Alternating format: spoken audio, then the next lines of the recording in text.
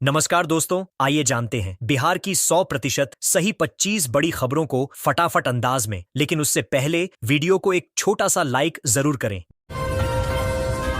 बिहार में एक 125 यूनिट बिजली फ्री मिलेगी। सीएम नीतीश का ऐलान। मुख्यमंत्री नीतीश कुमार ने चुनाव से पहले बड़ा ऐलान करते हुए कहा कि 1 अगस्त 2025 से बिहार के 85% घरेलू उपभोक्ताओं को हर महीने 125 यूनिट बिजली मुफ्त दी जाएगी। इसका लाभ लगभग 1.67 करोड़ लोगों को मिलेगा। सरकार का दावा है कि इससे गरीब और मध्यम वर्ग को सीधा फायदा होगा। यह योजना चुनावी माहौल में विपक्ष के लिए बड़ी चुनौती बन सकती है।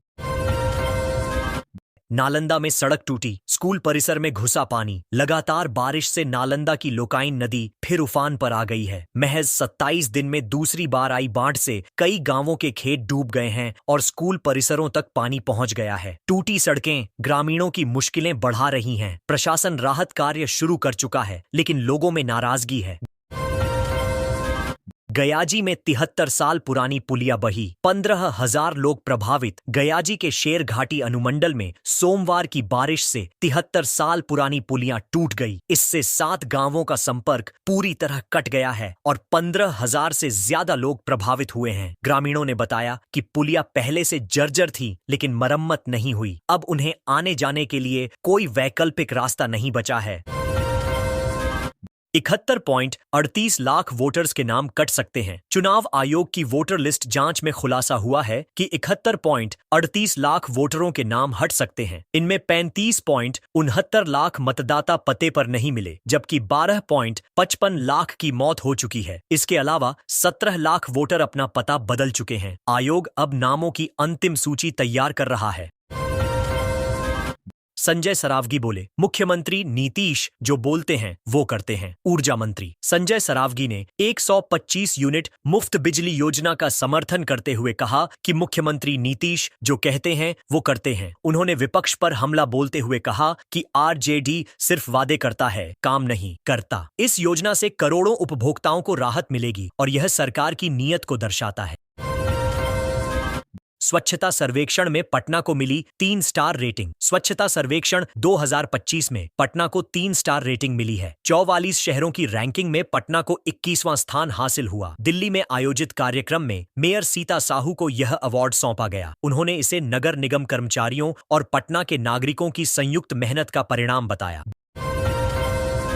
बीजेपी के इशारे पर चुनाव आयोग कर रहा काम। तेजस्वी यादव ने चुनाव आयोग पर गंभीर आरोप लगाते हुए कहा कि आयोग बीजेपी के इशारे पर काम कर रहा है। उन्होंने एसआईआर के मुद्दे पर कहा कि उन्हें सिस्टम से नहीं, उसके लागू किए जाने के तरीके से आपत्ति है। तेजस्वी 19 जुलाई को दिल्ली में विपक्षी दलों की बैठक में शामिल होंगे और रणनीति तय करेंगे।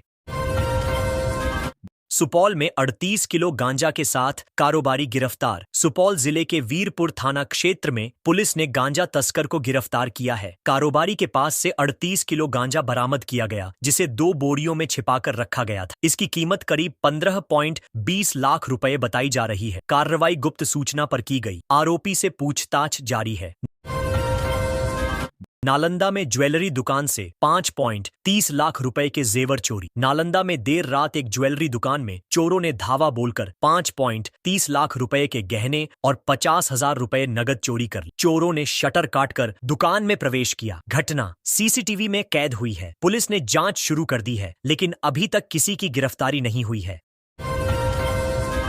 सुल्तानगंज में नमामि गंगे घाट से अतिक्रमण हटाया। सुल्तानगंज में गुरुवार को नमामि गंगे घाट से अतिक्रमण हटाने की कार्रवाई की गई। डीएम के निर्देश पर सीओ ने पुलिस के साथ मिलकर करीब 10 से ज्यादा अवैध दुकानों को तोड़ा। ये दुकानें घाट की जमीन पर बनी थीं, जिससे श्रावणी मेला आने वाले श्रद्धालुओं को परेशानी होती थी। दुकानदारों ने लाखों के नुकसान का आरोप लगाते हुए कार्रवाई को एकतरफा बताया। प्रशासन ने सुरक्षा और सुचारू व्यवस्था को प्राथमिकता दी है।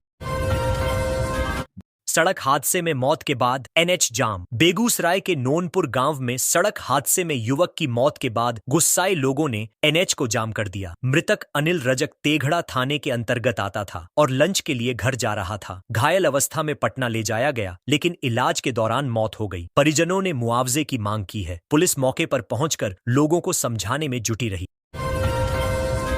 प्रधानमंत्री 4 अमृत भारत ट्रेनों को दिखाएंगे हरी झंडी। पीएम नरेंद्र मोदी मोतिहारी पहुंचेंगे, जहां वे समस्तीपुर मंडल की 5,385 करोड़ की योजनाओं समेत कुल 7,204 करोड़ की परियोजनाओं का उद्घाटन व शिलान्यास करेंगे। इस दौरान वे 4 अमृत भारत ट्रेनों को हरी झंडी दिखाएंगे। इन योजनाओं में यात्री सुविधाएं, स्टेशन अपग्रेडेशन और रेल संपर्क विस्तार शामिल हैं। रेलवे विकास की दिशा में इसे बड़ा कदम माना जा रहा है।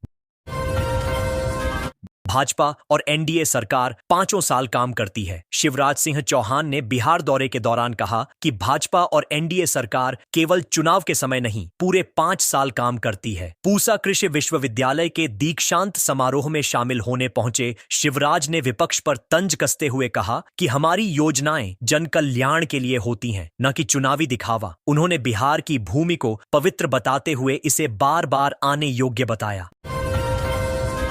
भोलेनाथ से मांगी बेटी, मन्नत पूरी होने पर पहुंचा देवघर। एक श्रद्धालु ने बेटी के लिए मन्नत मांगी थी, जो पूरी होने पर अनोखे तरीके से बाबा बैद्यनाथ धाम पहुंचा। वह हाथ पैर के बल चलता हुआ आया और कमर से बंधी लकड़ी की गाड़ी को खींचते हुए पूरे रास्ते पार किया। श्रद्धा और भक्ति का यह दृश्य देखने वालों को भावुक कर गया। यह घटना देवघर श्रावणी मेले की आस्था को दर्शाती है।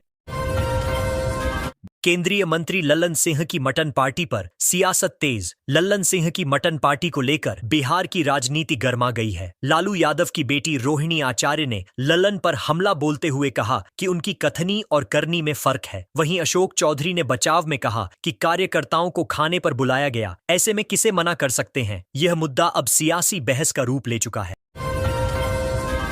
रमाकांत और गोपाल खेमका हत्याकांड की सीबीआई जांच की मांग। पप्पू यादव ने रमाकांत और गोपाल खेमका हत्याकांड की सीबीआई जांच की मांग को लेकर राज्यपाल से मुलाकात की। उन्होंने बिहार में बढ़ते अपराधों और बिगड़ती कानून व्यवस्था पर चिंता जताते हुए कहा कि अब राष्ट्रपति शासन ही विकल्प बचा है। पप्पू यादव ने आरोप लगाया कि पुलिस प्रशासन पूरी तरह विफल हो चुका है और अपराधियों में कानून का डर नहीं रहा।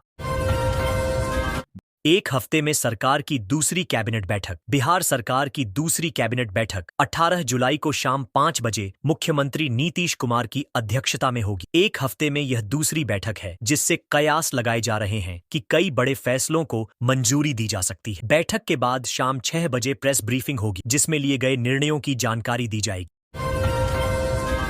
कंटेनर लदे ट्रक ने उप सरपंच को कुचला, मौत। पूर्णिया में कंटेनर लदे ट्रक ने बाइक सवार उप सरपंच को कुचल दिया, जिससे उनकी मौके पर ही मौत हो गई। वह बहन के घर से जीजा को छोड़कर लौट रहे थे। ट्रक चालक हादसे के बाद वाहन लेकर फरार हो गया। पुलिस ने शव को पोस्टमार्टम के लिए भेजा है और ट्रक चालक की तलाश जारी है। घटना से गांव में शोक का माहौल है।